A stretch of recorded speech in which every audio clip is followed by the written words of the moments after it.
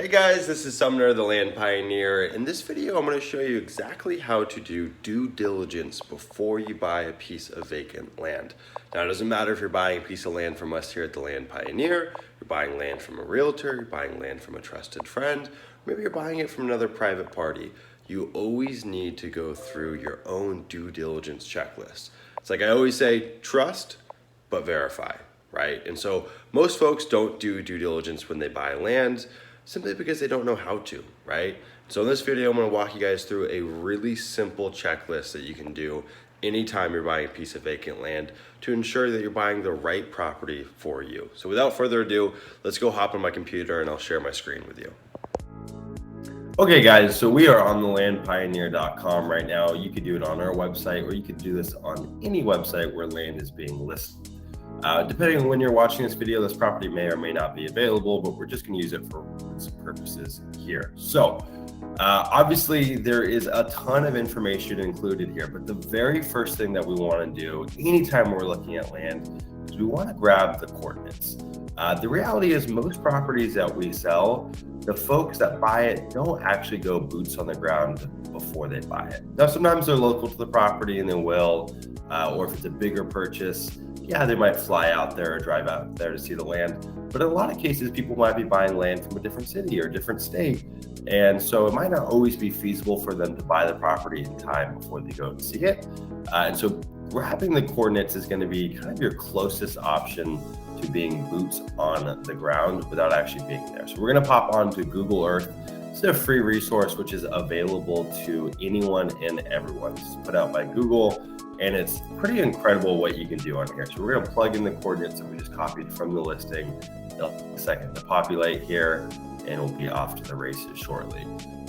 And so this is going to give us a couple things. One, we're going to be able to get an understanding of how the property sits. So we're going to be able to actually understand, hey, what's the topography of the land? The reality is not every piece of property out there is just flat and level. It'd be fantastic if it was, but most land is going to have some kind of topography to it, and that means either elevation, or it's going to be sitting in a valley, or it's going to have a slight grade to it, or a part of the property is going to be raised and the other part of the property is going to be level. It's pretty critical that you get a sense of the topography.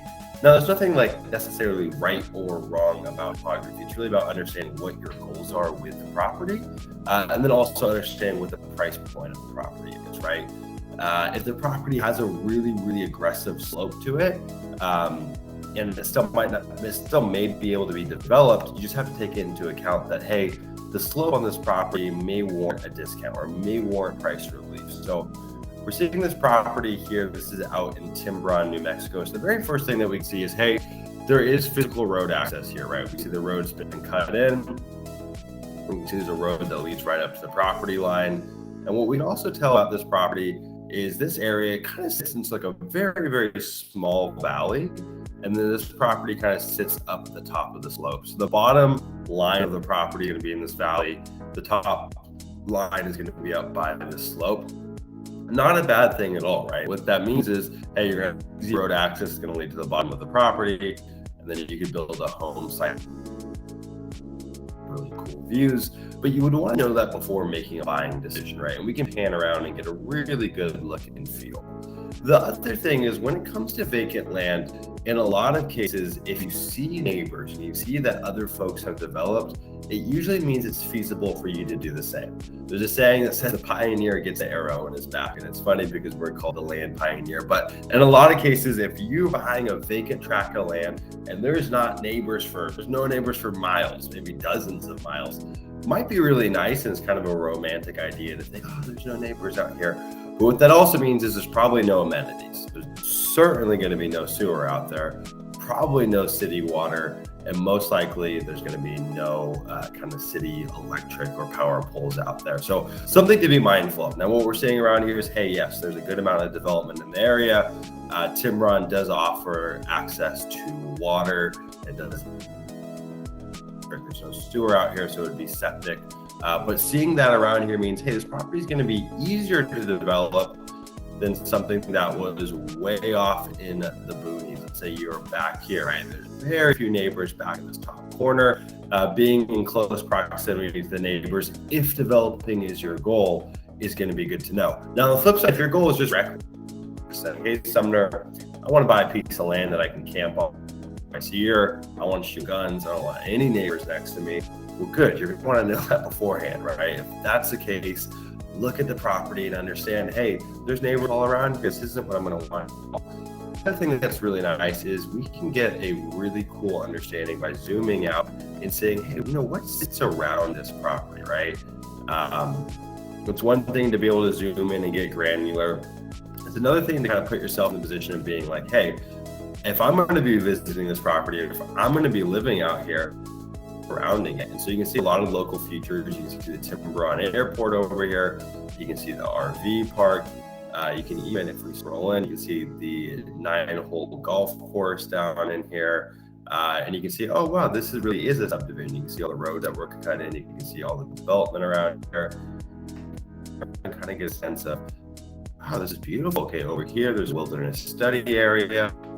As you drop out of these mountains, it turns a little more deserty. So it's just a great way to get an understanding of what you're buying without actually having to show up to the property. Now, the other thing you want to look at is you're going to be looking at this property and you see, hey, okay, this property is in Otero County, New Mexico, but Sumner mentions Tiburon. You're probably saying, oh, what exactly is Tiburon? Well, if you see something like this mentioned time and time again in a listing, you can assume that it's part of either a town or a subdivision. In this case, Tiburon is a subdivision. Now, in a lot of cases, a subdivision is going to have like an HOA or a POA associated. In this case, it does not. But what you want to do is just type in the name of the subdivision. So in this case, you just type in Tiburon subdivision. You'll be directed to this website called tiburon.org. Most communities, most HOAs, most POAs, they're going to have their own standalone website. So if a property sits in those areas, then you're going to want to go Google it, right? And you can get an FAQ. You can start to understand, hey, are there any restrictions in place on the land? If there is an HOA, if there is a POA, what are the annual association dues? You can get a sense of maybe some pictures out here, what the land looks like, what the area looks like. And so you want to get an intimate understanding of how the property sits. And then if it is part of a subdivision or a community, you want to get a sense of, hey, what's going on out here? What's going to be the restrictive covenants in this place? What's going to go on with new construction? And so it's really, really important that you go and do this due diligence. Now, the other thing that I encourage people to do is go compare the listing to other listings, right? Now, land is a pretty inefficient market, right? And what that means is there's just not an abundance of information out there. Like houses, for example, your next door neighbor's house probably sold at some point, and then a house 4 doors down probably also sold at some point, and so on and so forth. And so there's a lot of what we call comps to look at. Land's a little bit different. There's not usually as many sales, therefore there's not as much data, therefore there's less information, and there's an inefficiency with that information. But it doesn't mean that you shouldn't still look for other comps. You always want to ensure that you're getting a good deal. So we'll go Tiburon, New Mexico, land for sale, right? This property here, it is 1/3 of an acre, a little more than 1/3 of an acre, listed at $2,400. Before I would ever buy anything, I want to understand, am I getting a good deal, right? Am I paying above market? Am I paying at market? Am I paying below market? What's going on here? So when I go to Zillow, I'm typically going to sort by newest. I want to see what's hitting the market currently. I don't want to see something that's been sitting on the market for 700 days. And you'll see that with land, because land is a pretty slow moving asset. Sometimes you can get really outdated information. So here's 0.61 acres for $3,500, 0.5 acres for $15,000, $145,000 for 4 acres. That seems pretty crazy. 2 acres, 0.37 for $6,000, 0.56 for $9,000, 0.4 for $7,500, 0.9 for $98,000. My goodness, that is expensive. Here's one for $50. Boy, that's probably a good deal. Now, one thing you got to take into consideration again is if you see something that's super cheap or seems like a super good deal, where you're going to want to go through that same exact due diligence process that we just explained, right? Go find the coordinates. Go look at the property. Does it have a nasty slope to it? Is there no utilities close by to it? Figure out why it's priced accordingly. But sometimes you might just find a gem out there that's just priced really low. The owner wants to move it, and it's a great deal. And so it's worth going through that due diligence process. Just because I see a cheap property doesn't mean that I'm going to write it off immediately. It just means, hey, it piques my interest. Let me do some further due diligence. So this is the process in a nutshell, right? You want to go onto Google Earth, grab the coordinates. If the person listing the property doesn't have the coordinates listed, call them up, email them, and say, hey, I need the coordinates to make a decision. They'll give you the coordinates.